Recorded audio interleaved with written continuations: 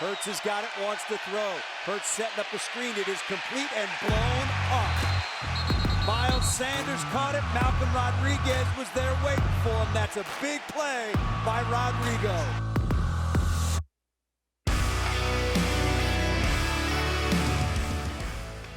Welcome to the Twentyman in the Huddle podcast. I am senior writer Tim Twentyman, and it's the bye week. And being so, I've taken the opportunity to ask Dannie Rogers to join me and talk a little football.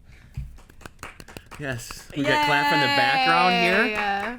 We're duoing this. I know Our worlds collide. You have a popular podcast here talking a lot of stuff kind of off the field, Lions related. I know you've had some players' wives and stuff on. There might be a famous chef on here soon if we're going to tease one. So I wanted you to have the opportunity to come on here and talk a little football because that's what this pod is. And yes, so please. Obviously it has not gotten off to a great start, Dannie. It was good through the first 2 weeks. It was. And then it just... And even downhill. the first four, when you look at... First four were okay.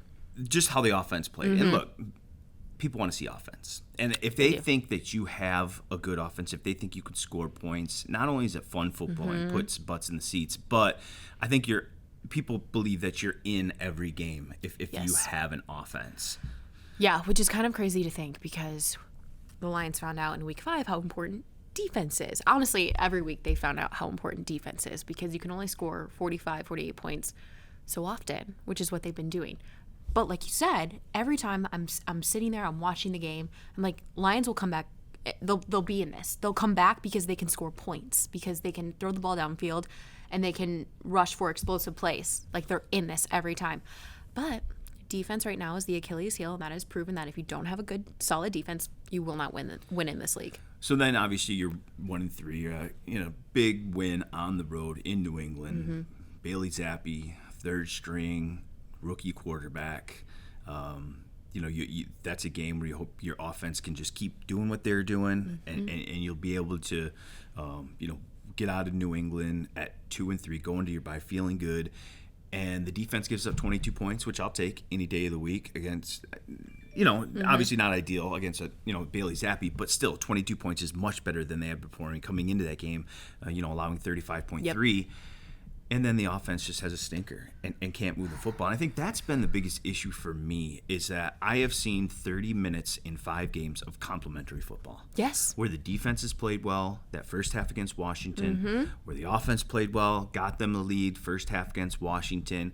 And for the other, 270 minutes of football, there has not been complimentary football at all. It's tough to win in this league. It is. New England is difficult because not a single phase really showed up. Special teams did not show up. It didn't help that there were no opportunities given to kicker Michael Bagley to go up there and put some points on the scoreboard.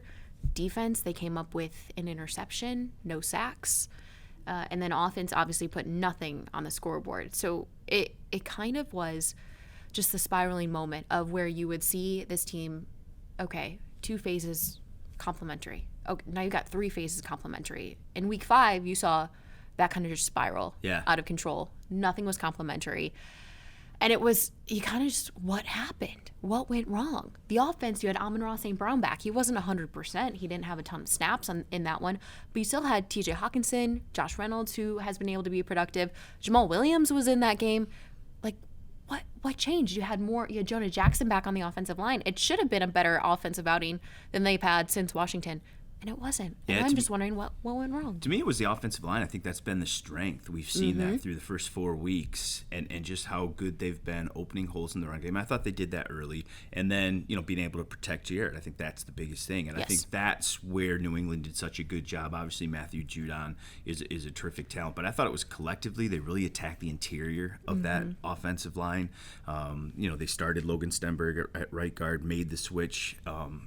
when he wasn't as effective in the second half. And I thought that was the first time there was kind of that chink in the armor of that Detroit Lions offensive line. You know, I mean, when Jared was protected and could throw the football, he was really good. I think it was 17 to 21 when he's clean, but 3 of 14 for 35 yards when he's pressured. And that's not Jared's game. Like, Jared isn't Jalen Hurts, Josh Allen, Patrick Mahomes, where when a play breaks down, he can create something on his own. He's got that ability. That's not the strong part of his game. You know, that's not, he doesn't thrive off that. He's very much a, run the football, play action behind it, be on time, distribute the football, get it to their weapons and allow them to make plays afterwards. And I thought, it was, to me, it was the worst performance of the offensive line, and a little bit worrisome because now does that unit have to play really, really well for this offense to play well?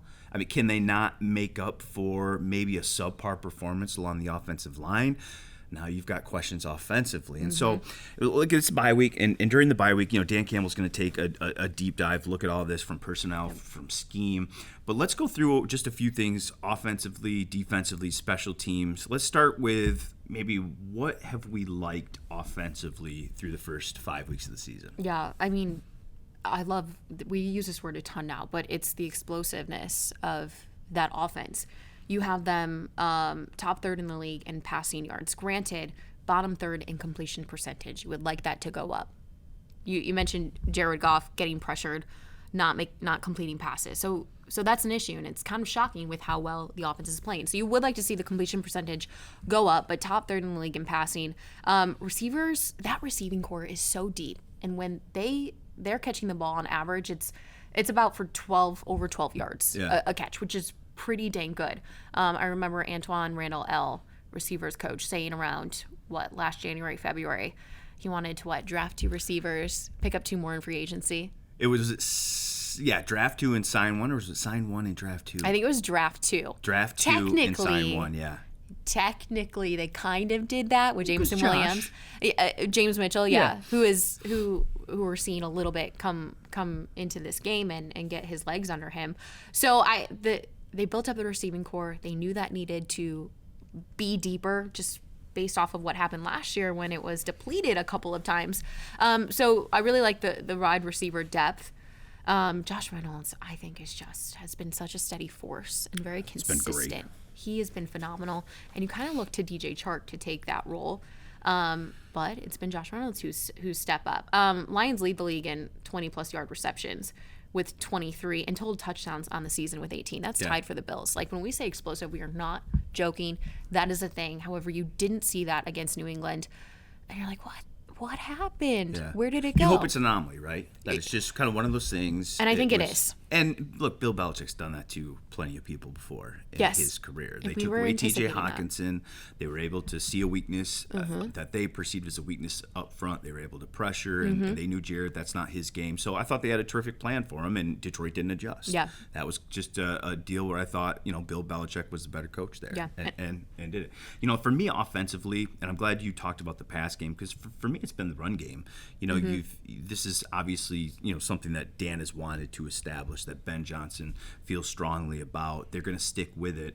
Look, they're 6th in yards. Their 5.4 yards per carry are 2nd in the NFL, and their 7 rushing touchdowns are tied for 3rd. Yeah. So shout out to Jamal, 6 of those. Yeah. Jesus. And Jamal, averaging 4.3 yards per carry, has kind of filled in for DeAndre Swift, who hasn't been right since week 1, and they've been able to kind of weather that storm and still be productive there. I think the one thing in the run game that has been just maybe a little bit disappointing to me was the second half against Minnesota. Okay. When you had that double-digit lead, right, and then Minnesota knew you were going to run the game. You want to run the game just to run the clock out. You've got a double-digit lead. And the one quarter that they were the worst running all year, guess what quarter that was? Was the fourth quarter against Minnesota, right? When you had a double-digit lead, when everyone in the stadium knows you're running it. Please run it. To still be able to run it, I think that's what makes a great running team. Yeah. So, run it when everyone expects you to. In that 4 minute, trying to run down the game, get a couple first downs, milk that game, and you walk out of Minnesota feeling good. They weren't able to do that, so I still have to see that aspect of the run game. Is that a creativity aspect of it? They weren't masking the run, maybe well a enough? little bit. I think there was some blocking. There were a couple breakdowns in blocks. There were a couple missed blocks in that quarter too. But sometimes it's just a man-on-man. They're putting 8 in the box. They know that's what you want to do. I think Ben's still creative with some of the traps and some of the other things that he does. I just think at that point, Minnesota knew what you were doing. Yeah. And it was just man-on-man, and they kind of, they kind of outmanned them, in my opinion. So that's what I have to see from the run game moving forward. So I'm glad you mentioned the pass game. Obviously they're doing some good things in the run game too. So you hope that continues, and obviously New England's just an anomaly. But let's shift to maybe something that we haven't liked offensively, or something that you would like to see better coming out of the bye. I would not have said consistency before week 5. But now I'm looking at it, and we need more consistency. Every single human being on that offense to be consistent in what they do every single week. So you saw Jamal Williams, who I do not want to pick on Jamal Williams at all, although he does say what he wants about my outfit sometimes. He's a little picky in that aspect. He had 56 yards. If you're going to be running back number 1, you're filling in for DeAndre Swift. There has to be some consistency and no drop-off between Swift and Jamal. 56 yards for your running back number 1 with a run-first offense is not going to work. But I do love you, Jamal. So just more consistency. The offensive line, there should have been no drop-off against New England. However, there was. And there was, rifts in getting the play action going because of the run game just wasn't there. That was, I think, their lowest rushing game of the season so far, 101 yards. Usually if you have your lowest, it's under 100. So the Lions are still able to keep it above 100, which is a really good sign. But it didn't feel like it. And it didn't come. Nothing came of it. Nothing came of it. And it was early. Right. And then they got out of it. Obviously, the score played a factor of that too. But I agree with you. It wasn't. We didn't see the explosive big plays. A couple of them early. Yeah. I thought Craig Reynolds stepped in and showed that he can kind of be that receiving back, which was good there. For me, it's the turnovers. You look at the turnovers, and look, there's not a ton of them. It's not like they lead the league in turnovers. It's just they've been so big. I mean, the 31 points allowed that the teams have scored off Lions turnovers are the fourth most.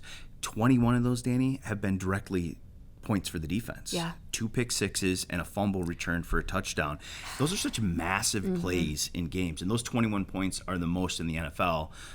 Allowed direct points given up by the offense. God, so 31 points is a lot of points off turnovers, and those pick sixes, those return fumbles, we just see how huge of impact plays those are. We always talk about special teams, how big of like a punt return for a touchdown or kick return for a touchdown is. They're so game changing, right? Yes. Those defensive touchdowns are just the same. They're so deflating, and I think that's the biggest thing. Jared's got to protect the ball a little bit more and just kind of limit those really big mistakes. The touchdown on the 3-yard line. Now that led, but to me, New England goes and scores a field goal off that. So technically that's 3 points, but that takes 3 and or 7 points off the board too. So really, an interception at the opponent's 3-yard, and that can be a 10-point swing in my book. You know what I'm saying? Yeah. And so I think it's just kind of where those turnovers are happening, the magnitude of them. I think that's one thing offensively this team's got to do a lot better. Yeah, looking at their turnovers, Detroit 6, opponents 4. Interceptions, twice as much as any opponent. The crazy thing is the interception and the return on yards. Lions opponents have had 4 for 67 yards. Detroit, 2 interceptions for 5 yards. 5 yards. 5. Yeah, and I was thinking about it after that pick 6 was thrown against New England. Offense has to come right back out. Right. How depleting, how defeating is that to try to pick yourself up and go out and do that again? What was it in? Was it against and Commanders? now not facing a 6-0 deficit. Now it's 13-0. Now it's double digit. Now it's right before the half. So now you feel pressure to score. You've just put yourself in such a position to be behind the 8 ball with those. They're just. I was thinking about that in New England. I'm like, gosh, they have to go right back out there. Right back out there and try to score, and they couldn't. And then New England gets the ball, and they're able to march the field and get a field goal right before. It just was not good all the way around. All right, speaking of not good. Let's shift over to the defensive side of the football, because let's be honest, even though it did look better in New England, it hasn't been good all year. I mean, the numbers just speak for themselves. I mean, they're bottom 5 just about every major statistical category on defense. And let's be real, that's got to be better. If they're gonna turn this thing around, they can't consistently count on their offense week after week. They've got to play more like they did against New England than they did the first 4 weeks against Philadelphia, Washington, Seattle. Yeah. It's just they've got to be much, much better. So what's one thing that you have liked? And this took me a little longer to pile through, think about. Is there something that jumps out to you that says, okay, that's been, despite all the problems on defense, despite all the numbers, I can at least look at this and say, okay, hey, I've liked this a little bit. I went for you first because I know this was the challenging one for me. it is. You want me to go tough. first? I mean, I kind of have to go back to last season for this, but because it's there's still some carryover of the same players. It's the bright spot is when the guys that you depend on, like the Charles Harrises and the Aiden Hutchinsons, but then you have surprise guys like John Kaminsky who comes in. When those guys are creating absolute havoc on the interior up front, really, really, really good things happen. And everyone says it starts up front. I do not want to see 2 out of the 4 top total tacklers on this defense be in the secondary. And right now they are. So the other 2 are Anzalone and Rodriguez, who are up there in tackles as well. But you have Okudah and Elliott who are helping to lead the way the tackles. I do not want to see that ever. However, it's just the upfront guys. So when they're creating havoc, granted, Aiden Hutchinson's 3 sacks, were those all individually because of him? Absolutely not. It was because his teammates were creating pressure and running. They were like, here, Aiden, sack. And John Kaminsky in particular, who Lions fans I don't think realize how much they've missed John these last few weeks. What after which game did he have that was just? It was Washington. I looked at Lomas Brown, who's doing our post-game interview. I'm like, you know who's my MVP today? John Kaminsky. Yeah. And he's not getting all of the numbers for it and the accolades, but he does all the dirty stuff, right? Detroit Lions should miss him a lot. Yeah. Fans, should miss him a lot. I know this team misses him a lot. It's been interesting to see him not put on IR, although he's been out 3-4 weeks now. 3 weeks now, yeah. With he had surgery on hopefully his after hand. the bye. I think it's looking like that. He's starting to jog around. Yes. Being on defensive line, you can kind of maneuver without full motor of your hands, which is good. Yeah. Did I say Pascal right, by the way? I know you always rip on me for that one. I was with the rookies yesterday. We were doing a little cooking competition. They're all saying Pascal. See? And I talked to him in the locker room. I'm like, Josh, remind me how to say your last name. He's like, Pascal.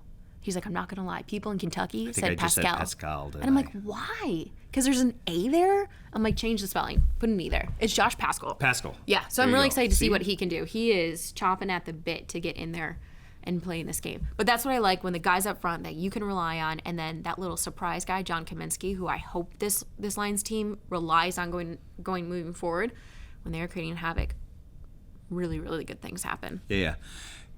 And maybe to your point, too, is you look at last year and you saw some of the young guys who got a chance to play and the development. And that's always been something, at least we talked about last year, is this coaching staff being able to develop players, right? So come on, guys. We didn't see the same mistakes that we saw early in the season when Detroit similarly got off to a bad start, right? But then they changed some schemes. They did some stuff.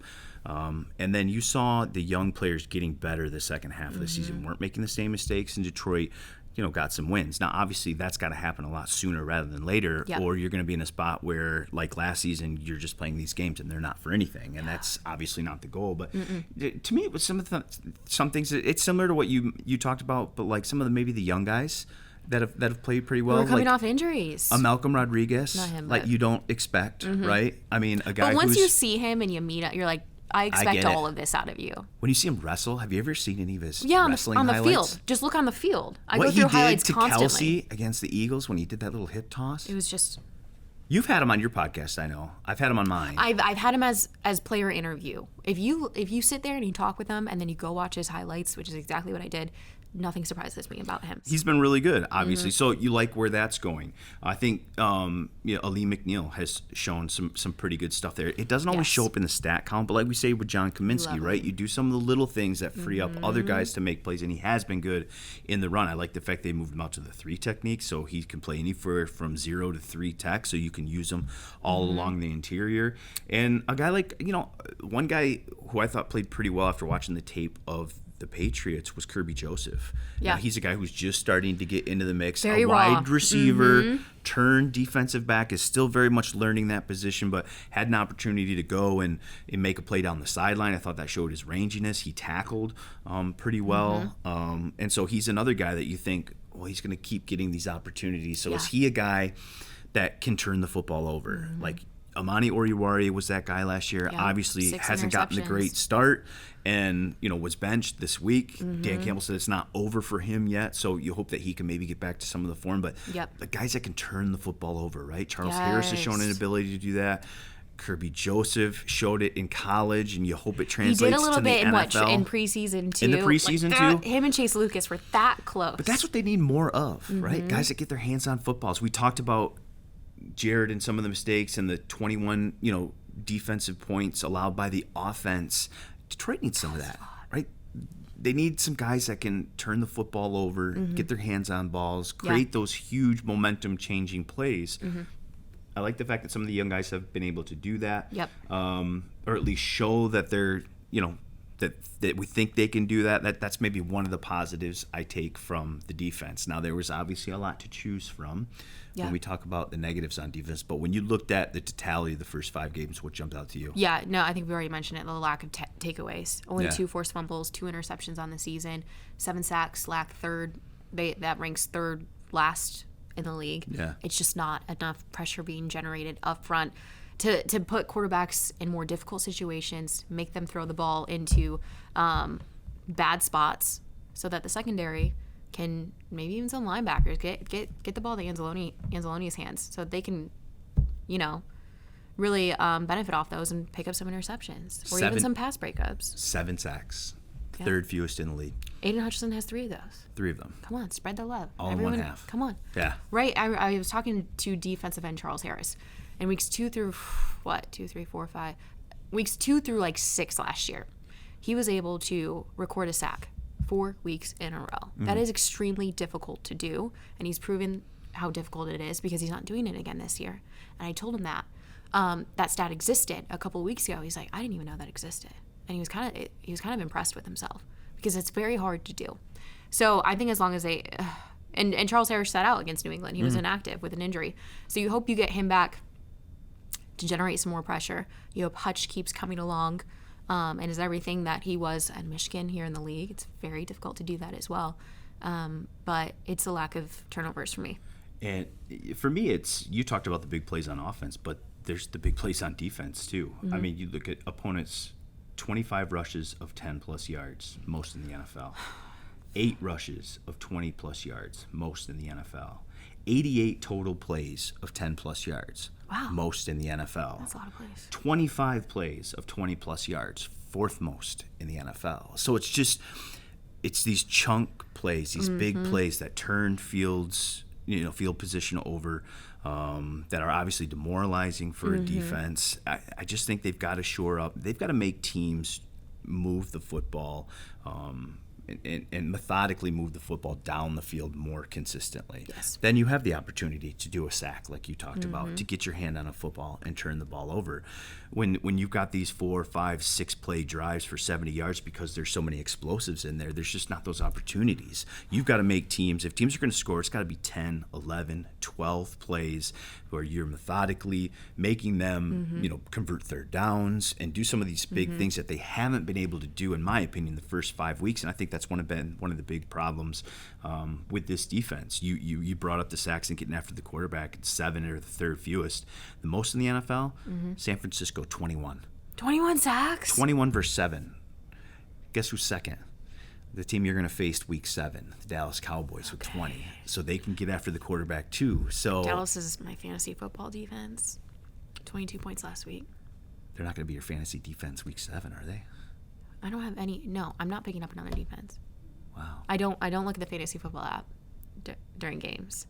But I did is this on my pod that Dannie Rogers is hoping that Dallas defense has a great day week 7 Absolutely against not. the Lions? Listen, Minnesota. I was like, Greg Josephs, he's not having a good day.